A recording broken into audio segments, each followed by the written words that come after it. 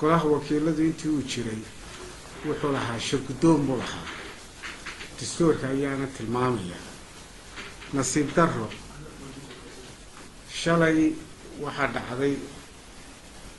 shirgudoonkii in la baabi'iyey oo la yidhi guddoomiye kaliya ayaa jira labada ku-xigeenna shirgudoonka ka mid ma aha dastuurka ayaana qoraya oo haddaan idiin akhriyo qodobka 12 wuxuu leeyahay golaha wakiiladu waxay yeelanayaan xoghayn u madax bannaan xogayaha guud oo aan ka tirsanayn golaha wakiilada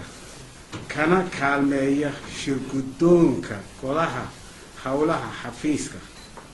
dhammaan arrimaha maaliyadda iyo maamulka wuxuuna yeelanayaa ku-xigeen kolka halkaasi waxa weeyaan shirgudoon baa jira tala wadaag baynu ku caanamaalay dastuurkeena tala wadaaggaasi ayuu ku salaysan yahay kii shalay la sameeyey shirgudoon kolkii uu baabi'iyey waxaa la yidhi guddoomiye ayuunbaa jira iyo xogayo guud kolkaa waxay u ekaatay sidii maamulkii wasaaradahoo kale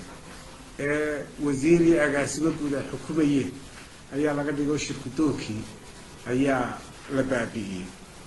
taasina waa nasiib darro ka hor imanaysa dastuurka qaladka kale dhacay waxa weeyaan xeerkii lasoo bandhigay buuggaa weyn oo 60 beej ah ilaa in maaragtay isa soo qajirsatay ayaa meesha isugu timid guddoomiyuhuna wuu la ogaa marka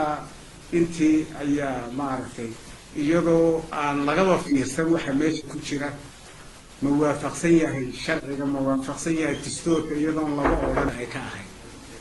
kolkaa wixii aanu ka yeeli lahay waanu ka fikirayn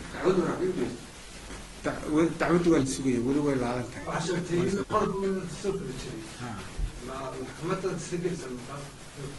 waanu ka fikirayna